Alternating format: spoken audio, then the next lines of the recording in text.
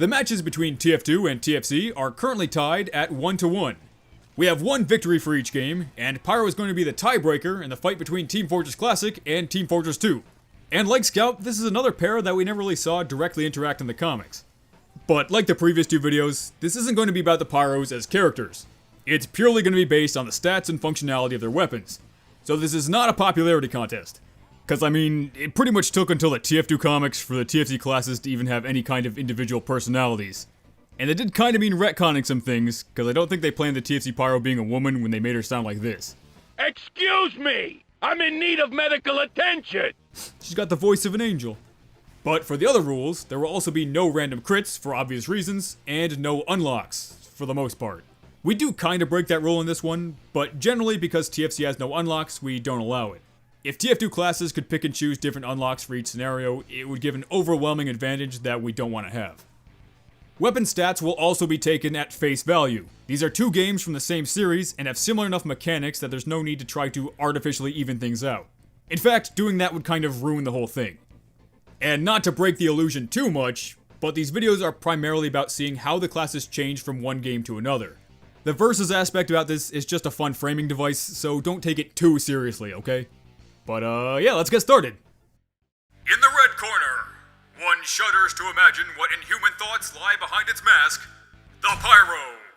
And in the blue corner, I fear no man, but this Pyro, she scares me. The other Pyro. As usual, the first round is going to be health. The TF2 Pyro is tied for the third highest health in the game with Demoman at 175.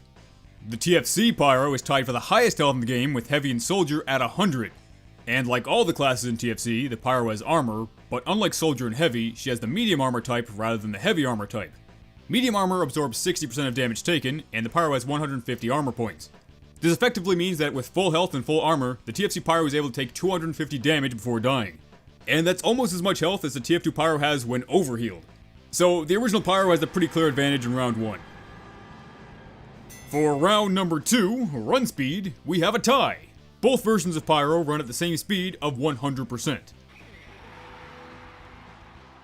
Next, we're going to look at Pyro's general abilities.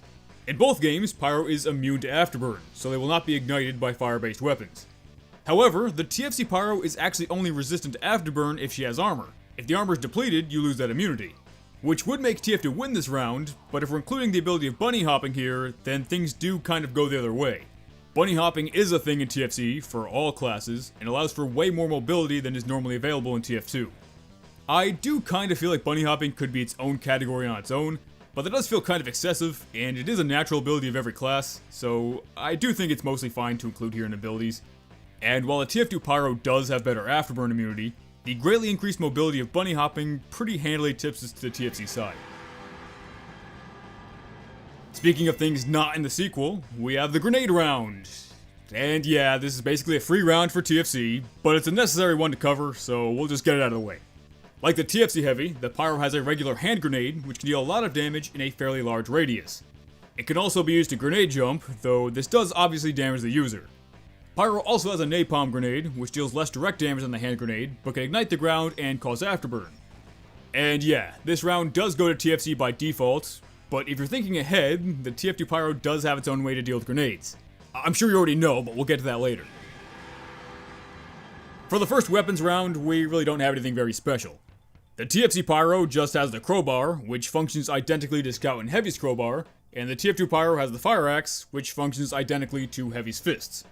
And if we learned anything from those previous comparisons, it's that the crowbar is pretty bad. Up against a no armor Heavy with 100 health, it takes 6 hits and 2.02 seconds to kill. That's almost double the time it takes for the fire axe, which is able to deal more than enough damage to kill a 100 health Big Earner Spy in 1.06 seconds with only 2 hits.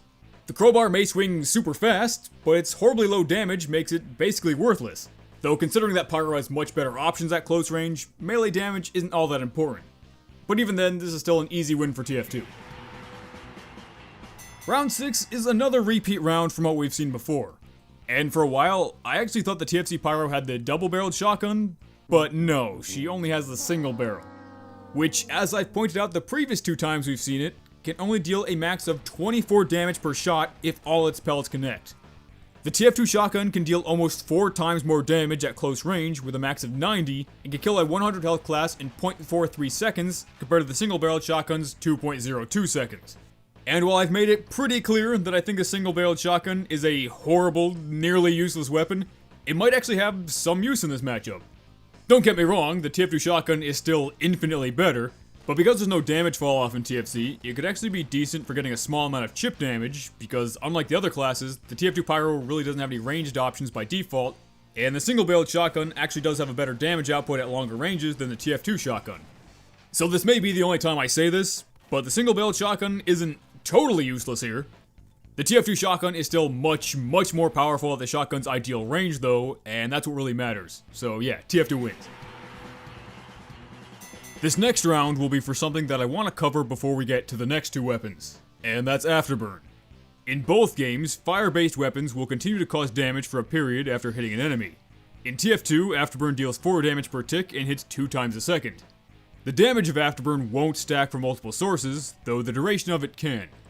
In TFC, Afterburn can stack from multiple sources, which sounds like it could be good, but it only deals 2 damage to start. And it gets worse, because Afterburn in TFC only inflicts damage 1 time per second, meaning if you're on fire for 4 seconds, you will only take 8 damage of Afterburn, where in TF2 you would have taken 32. Basically, you could kind of think of it like all Afterburn in TFC has the Degreaser's Afterburn, but it could also stack with other Afterburn. Though that does mean you would need 4 sources of fire for it to even reach the same damage per second of TF2's Afterburn. The Afterburn in TFC does block more of the target's screen, which I guess could be a little bit helpful, but I doubt it really has that much of an impact on their aim.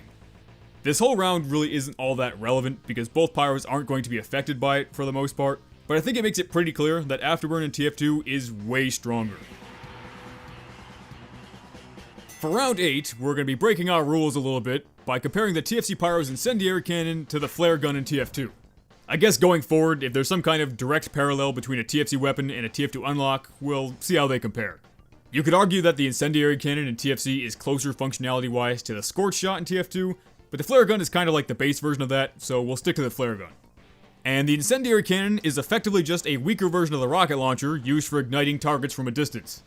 The incendiary cannon is capable of firing roughly every 1.14 seconds, never has to reload, and holds 20 reserve ammo, compared to the flare gun which only fires every 2 seconds and holds 16 ammo. The incendiary cannon is also capable of dealing more damage than the flare gun with its direct hit. But it's also capable of dealing less. Yeah, interestingly, the direct damage from the rockets is somewhat random. According to the wiki, it could range from 30 to 60, but I've had it go as low as 20. And while the direct hit damage can be random, the splash damage always seems to be 20. Those rockets will explode on contact with players and surfaces, and that splash radius is actually pretty massive. But this explosion doesn't really seem to cause much self-knockback, so you're not really going to be able to rocket jump with it. And Afterburn from the incendiary cannon is just as weak as we talked about before. It only lasts for 4 seconds, so it only has a total of 8 damage. The flare gun's Afterburn lasts for 7.5 seconds for a total of 60. And the incendiary cannon's rockets, they're pretty slow. Both versions of 2 Fort are about the same length, and it takes the flare gun's flare 0.46 seconds to hit from the opposite side. A rocket from the incendiary cannon takes more than 2 full seconds longer at 2.49 seconds. You can get up, you could do some stretches, you could file your taxes, and by the time you get back, well, it would have hit you because 2.49 seconds isn't that long. I mean, come on, don't be ridiculous. But though in the context of TF2, that's an extremely slow projectile that I can't imagine makes direct contact with enemies very often. But the incendiary cannon is clearly meant more for choke point spam rather than direct damage. This is roughly how its stats would look as a secondary unlock in TF2 based off the flare gun stats. And that might seem like an excessive amount of stats, because it is, but I felt like they were all notable enough to include. The upsides of this weapon would all be great, but the downsides would also be really bad. It explodes on surfaces, it fires relatively fast compared to the flare gun, and has a big explosion radius. But, with how weak the Afterburn is, how relatively weak the splash damage is, and how extremely slow the projectile is, I don't think it would be anything more than just a very mild annoyance. And it would certainly be overshadowed by the Scorch Shot, with its faster projectile, knockback, and much better Afterburn. And even compared to the flare gun, which lacks any explosion radius, I don't think I could say that the incendiary cannon would even be better for spam. And going into this, I thought it was going to be much better than it is, but the incendiary cannon is honestly not very good. Yeah, you can hit splash damage pretty easily, but that's 20 damage with 8 afterburn. The flare gun's flare already does more than that on its own, and then it deals afterburn after that. And it crits burning players. Yeah, TFC technically wins this round by default because the incendiary cannon is a default weapon, but TF2 gets the symbolic victory here because the flare gun is just better overall.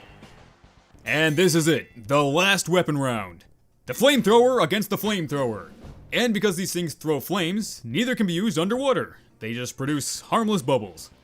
And in both games, they carry 200 maximum ammo, but in TFC it takes about 30 seconds to use it all up, while on TF2 it only takes 21.3 seconds. And while both weapons have limited range, the TFC's flamethrower has a further reach. The TF2 version also has 50% damage fall off, where the TFC version has no fall off at all. Which would make you think that the TFC version has the clear range advantage, and while that would make sense, that's actually not how it works out. The flamethrowers in both games are definitely not the most consistent weapons, and the average time it took to deal 100 damage varied for both. So for both weapons I did it 5 times so we could kind of figure out an average. At close range for the TFC flamethrower, I got 0.58 seconds, 0.38 seconds, 1.47 seconds, 0.56 seconds, and 0.34 seconds, which averages out to 0.666 seconds. In TF2, I got 1.16, 1.15, 1.11, 1.16, and 1.11, which averages out to 1.138. So, hypothetically, the TFC flamethrower is better at the closest range. But you'll notice that the numbers vary a lot more than they did for TF2, and at medium range, it gets even worse. For TF2's medium range, I got 1.38, 1.3, 1.36, 1.35, and 1.38 for an average of 1.354. But for TFC, I got 2.05, 3.34, 2.04, 2.04 again, and 7.05. That's an average of 3.304. And even if we consider that 7.05 seconds a fluke, the average of the other 4 is 2.37, which is still way worse than what TF2 got. So how is it possible that it does worse at longer range if TFC has no fall off? Well, to start, as you might have noticed, the TFC flamethrower has oddly high knockback, so you have to adjust to how it pushes the target. But also, the flame hitboxes are so much smaller in TFC. Despite how big they might look visually, they're not big at all. This is how close you need to be to hit fire in TF2. Look how far away the crosshair is from the target. And this is how close you need to be to hit it in TFC. It's hard to explain just how awkward the flamethrower feels in this game if you haven't played it. The flames look bigger than they actually are, they're not transparent at all, so you can barely see the target, and there's no hit sound, so you can barely get any kind of feedback when you're actually hitting someone. Just to demonstrate how much easier and more consistent the TF2 flamethrower is, flailing the TFC flamethrower at medium range killed in 4.38 seconds, and doing it in TF2 killed in 1.36 seconds. Not only is that much faster, but it's also completely in line with the non-flailing medium range damage. The TF2 flamethrower is also able to shoot through multiple enemy players and buildings, while the TFC flamethrower cannot. And if that wasn't enough, the TFC flamethrower only ignites targets for 4 seconds, which is the minimum time the TF2 flamethrower can ignite. And as we've talked about before, TF2 Afterburn is way better. And if all that wasn't enough to convince you the direction this is going, the TF2 flamethrower has Air Blast, while the TFC one doesn't. It lets the user push enemies back, reflect projectiles, and extinguish teammates, all of which are super useful abilities to have. Air Blast hasn't always been in TF2, but it has been for the vast majority of the game's existence, and it gives the TF2 flamethrower so many options that the original one is just not at all capable of. Ignoring the damage differences in the smaller fire hitbox, this is roughly how the TFC flamethrower would look in TF2. And this would just be terrible. So this round pretty overwhelmingly goes to TF2. And that brings us to the final round. Who wins 1v1? Let's take a look at some of the major pros and cons of each version. The TF2 Pyro has generally more powerful weapons. Notably, the shotgun would be especially useful against an afterburn immune enemy. The TF2 flamethrower is also much more consistent and easier to get damage with. And probably most importantly, the flamethrower has Air Blast, which gives the TF2 Pyro much more control of how close the TFC Pyro can get, and can reflect the TFC Pyro's projectiles. But on the other hand, the TFC Pyro has more mobility with bunny hopping and grenade jumping. The TFC Pyro even has the range advantage, with a slightly further flamethrower reach and a lack of damage fall off on the shotgun. And probably most importantly, the original Pyro is a lot bulkier. She's just able to tank more damage before dying. The absolute best case scenario for the TF2 Pyro killing the TFC one would actually not be with the flamethrower, but with the shotgun at the closest range, killing in 3 hits in roughly 1.18 seconds. And going off the absolute best time I got for the TFC Flamethrower, the TFC Pyro could hypothetically kill the TF2-1 in roughly 0.595 seconds if those flames consistently connect. And as super specific as that setup might be, it still does give the best case time advantage to TFC. So yes, in the absolute best case scenario for each class, the TFC Pyro wins. But that requires perfect aim and for the TF2 Pyro to be doing basically nothing. So that's why I gotta say that I think TFC loses this one. The TF2 Pyro is the winner of the third round of TF2 vs TFC. So it's my understanding that in TFC, the Pyro is considered to be a particularly weak class. Where the TFC Scout was really weak offensively, dealing damage wasn't his job. The TFC Pyro is seemingly an offensive class, but one that lacks good damage dealing weapons. And it's a class made for close range that really doesn't even have very good close range options. The TFC Pyro doesn't even have the double-barreled shotgun, which most of the classes in TFC have. And look, I don't think it would be impossible for the TFC Pyro to ever beat the TF2-1, but you'd have to be pretty cheesy about it. If I had to put a somewhat arbitrary number on this, I would say it would maybe be like 35-65 in TF2's favor. Heavy versus heavy would maybe be like 55-45 for TFC, and Scout versus Scout was like 5-95. I guess it would be possible by pure luck that the TFC Scout wins at least once. But I think if the TFC Pyro just constantly ran away and got chip damage with the shotgun and maybe some splash damage with projectiles, you could eventually wear the TF2 Pyro down enough to approach. You could also try to brute force your way to victory with armor and simply outdamage the TF2 Pyro, but Air Blast shuts that down pretty well. And despite having less weapons, I think the TF2 Pyro has so many more options, especially because of Air Blast. Not only does Air Blast make spamming grenades and projectiles more dangerous, but it also prevents the TFC Pyro from getting close. It also can't be overstated how much easier to use and more consistent the TF2 Flamethrower is. I don't care how good that TFC Pyro's aim is, even in a purely WM1 battle, I think the TF2 Pyro still wins pretty easily. Maybe not every single time, but it would definitely be an uphill battle for TFC. Now you might say in the grand scheme of things that the Pyro in TF2 still isn't that great, but in the transition between games and the many updates since then, the TF2 Pyro has become much stronger and more versatile than it was in TFC. And regardless of how you feel about Pyro, I think we have a much better class because of that. So yeah, in a head-to-head between the two of them, I think Beatrice over here would probably meet the same fate she did in the comics. Excuse me! I'm in need of medical attention! And that was the Pyro vs Pyro video. Thanks for watching, and a special thanks to my patrons like Varric, Captain Forex, Egox, Dex, Probably Vinegar, Caponicus, Kelso the Pirate, Pillsman's Fox, Kyber96, Scout with a Name, Glump, Salt God, Lavi, Taupe, Time Consuming, Steel Frog, and Firefox. Okay, alright. Peace out, dogs.